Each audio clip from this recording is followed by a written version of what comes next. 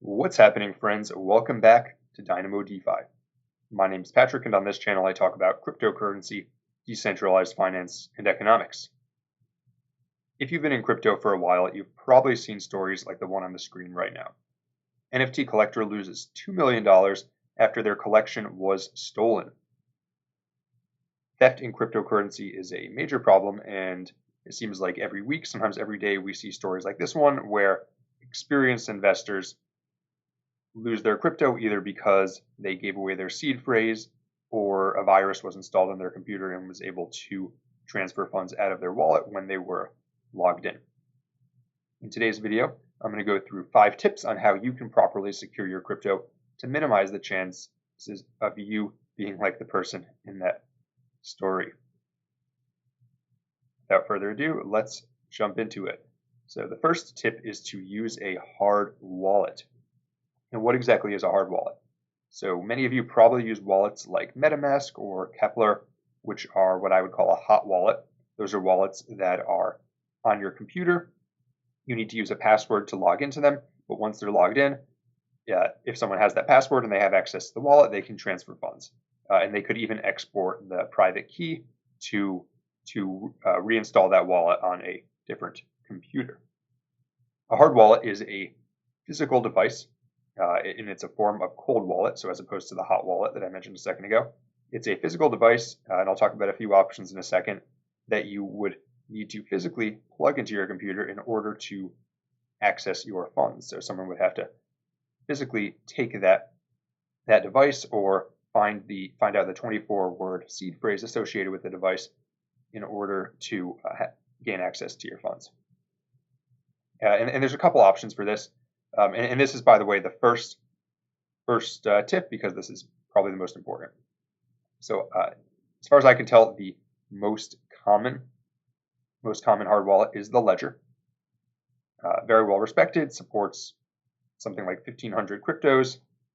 You can integrate it with a web wallet, so that way you can still use some of the dApps we talk about on this channel.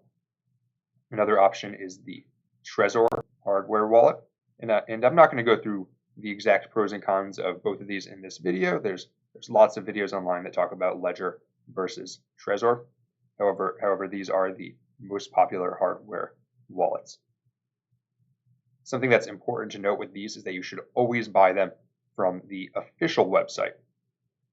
Don't buy them from a secondhand website or from someone that you're able to purchase it secondhand from online, or buy it from Amazon, even if you think it's from the right place, because there are actually people who sell these secondhand, and either they initialize it before sending it to you, which means they would have access to the seed phrase, or there have been cases where people sold fake ledgers, and when you plug it into your computer, it then installs a virus and steals your funds, or perhaps it asks you to input information about your wallet, and you think it's a ledger, so you do, and then your funds disappear. So always buy them from the official source. I guess that's a bit of a bonus tip. Tip number 2 is to clean up which sites are connected to your MetaMask. If you've been using MetaMask on a lot of different sites, then it may have dozens or even hundreds of different sites that you have given access to your funds. And that doesn't mean they have access to spend your funds. You still need to approve wallet transactions. But why would you want to leave your wallet connected to sites that have turned out to be rug pulls or scams or have otherwise malicious developers? In order to do this, you will open your MetaMask wallet, and you can do this either in the top in the browser or in the expanded full page view like I have here. You click on the 3 dots, and then you click on connected sites.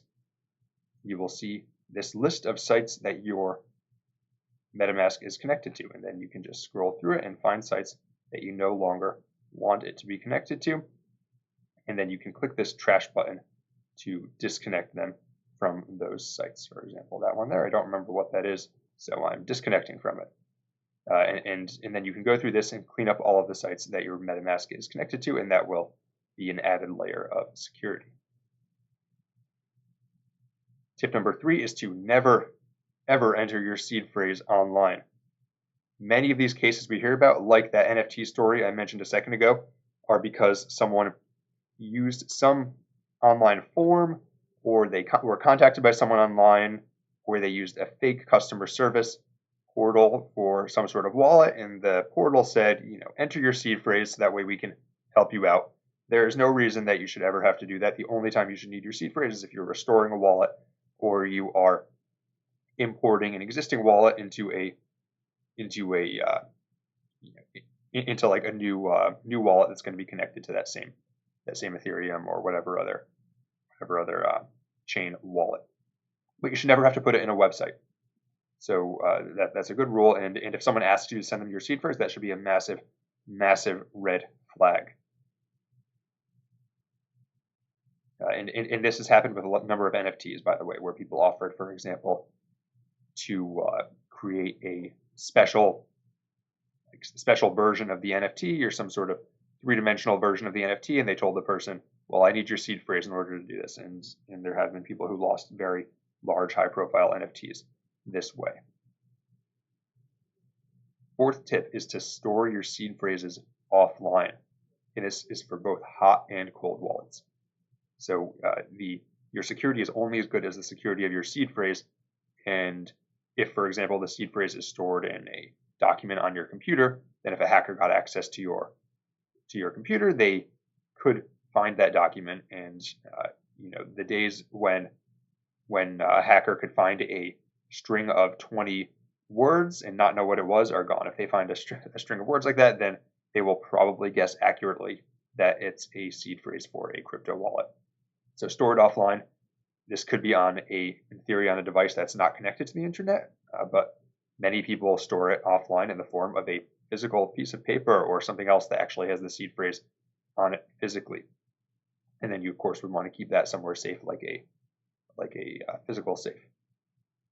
Or you could, for example, switch the first and last words if you were so inclined. So even if someone found that physical thing offline, then they would have to reverse them back in order to figure out your seed phrase. Fifth tip is to keep multiple copies of your seed phrase. So these other tips so far have involved ways that you can keep your cryptocurrency secure from other people. This is actually a way to keep it secure from yourself. There are multiple cases, and I know people personally this has happened to, who were very experienced in crypto. They took a lot of precautions to make sure they didn't get hacked, but they only kept one copy of their seed phrase, and then something happened to it. They lost it. It somehow got mixed with things that were being thrown out, or it was just they forgot exactly where they put it and couldn't find it. One thing I always like to ask myself is, if my house burnt down or was destroyed in a flood or was just burglarized, would I still have access to my cryptocurrency? So you may want to consider having multiple copies of it, perhaps one at your house, one with a loved one or relative, someone that you trust, or you could keep one in a bank box, or maybe you keep one on your person and you keep one in a safe at your house. But having more than one copy is a good practice in general. Finally, I will give you one bonus tip, and this tip is to not use strange USB devices on your computer. There have been multiple cases where people had their cryptocurrency hacked, sometimes even when they were using a hard wallet, because they had the hard wallet plugged into their computer, and they were charging a USB device that they bought online, and the USB device actually contained malicious software. So I've heard of this happening, for example, with vapes, the electronic cigarettes. People had when they bought online, they plugged it in, and then it installed a virus on their computer that was able to steal their cryptocurrency. So if you really want to keep your crypto safe, be careful to not use strange USB devices on the same computer where you access your cryptocurrency. Those are the tips. If you have any other security tips that you use to keep your crypto safe, please share them in the comments, and perhaps they will benefit other people. If you enjoyed this video, please like, subscribe, and follow me on Twitter. And until next time, this is Dynamo DeFi.